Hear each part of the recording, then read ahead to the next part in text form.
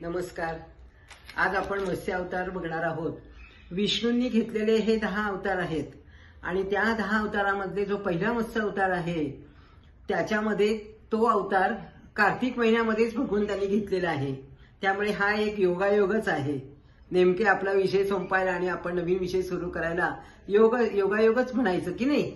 आता ह्या मत्स्य अवताराविषयी बघत असताना पूर्वी आपल्याला सगळ्यांना माहिती आहे की उत्क्रांतीवादाच्या तत्वाप्रमाणे पृथ्वी ही जलातूनच निर्माण झालेली आहे। तिचा आरंभच तिथून झालेला आहे आणि संपूर्ण जलमय पृथ्वी होती पहिल्यांदा आणि नंतर मग त्या जलमय पृथ्वीचा आरंभ झाल्यानंतर हे जे 25,000 वर्षापूर्वी हिंदुस्थानाचे 2 भाग झाले।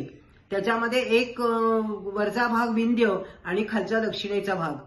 दक्षिणेच्या भागाला पाण्यामध्ये राहणारे हे जलचर प्राणी म्हणजे जलचर लोक होते। ते पाण्यातच राहायचे, नौका करायचे आणि तिथेच आपलं जीवन व्यतीत करायचे। सतत पाण्यात राहणार असल्या कारणाने त्यांना संस्कृतीची ओळख नव्हती। ते भौतिक गोष्टी त्यांना माहिती होत्या, फक्त खा प्या आणि मजा करा।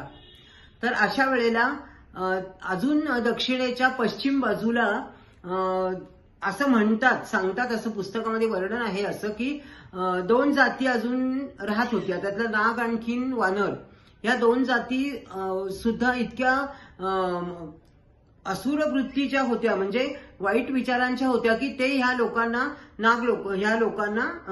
मत्स्य लोकांना खूप त्रास देत होते आणि इतका त्यांना त्रास दिलेला आहे। त्या त्रासामुळे ते कंटाळून ते तिथून निघाले बाहेर दक्षिणेकडून आणि मग नंतर त्यांना येता ते एक जण समुद्र किनाऱ्यावरती येऊन मनाली गावामध्ये मनूच्या आश्रमामध्ये येऊन पोहोचला।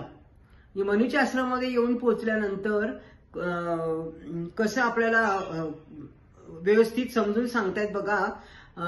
आणि त्या मनूच्या आश्रमामध्ये आल्यानंतर त्या सत्पुरुषांनी या मास्याला मत्स्य लोकाला आधार दिला, आश्रय दिला आणि त्याला सांगितलं की तुम्ही वेदांचा अभ्यास करा, वेदांचे विचार उचला, वेगळी दृष्टी ठेवा, चांगल्या दृष्टीने तुम्ही पहा, एकमेकावर प्रेम करा। मी पण मनुष्य आहे, तू पण मनुष्य आहेस, एकमेकावर प्रेम केलं तर आणखीन काही गोष्टी शिकायला मिळतात, अशी त्याला चांगली समजूत देऊन शिकवून त्या एकट्या मत्स्याला ते विचार आवडले। त्यांनी अनेकांना बोलवलं, तिथे अनेक आपले सगळे मत्स्य लोक बोलवले आणि त्यांना सगळ्यांना त्या सत्पुरुषांनी आधार दिला, चांगले विचार त्यांना शिकवले। म्हणून ते रूपक सुचवलेलं आहे की पहिल्यांदी कमलंडूमध्ये मासा आला, मग तो तलावात टाकला आणि मग तलावातून तो ह्याच्यात गेला, समुद्रात सोडला, हे रूपक समजवलेलं आहे। पण मत्स्य ही एक जात आहे आणि मग ज्यावेळेला ते वेदांचे विचार घेऊन संपादन केलं त्यांनी, त्यावेळेला त्यांना तिथली हवा पाणी मानवली नाही।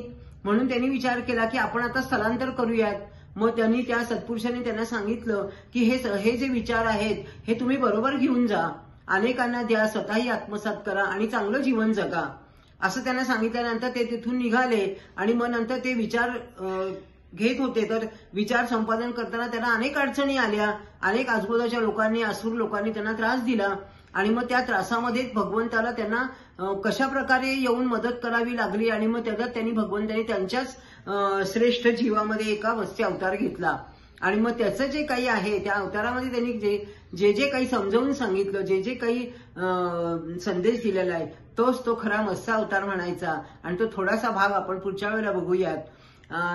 ज्या विचाराचा अभ्यास करण्याकरता आपल्याला हे विषय कठीण वाटेल, परंतु अभ्यास केला तर आपल्याला कळेल की आपले 10 अवतार हे कशाकरता झालेले आहेत आणि ते किती आवश्यक होते।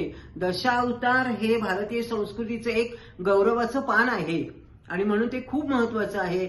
नमस्कार करूयात आपण त्यांना। आणखीन माझे हे पुष्प मी भगवंताजवळ अर्पण करते की मी सागण्यासाठी निमित्त झाले।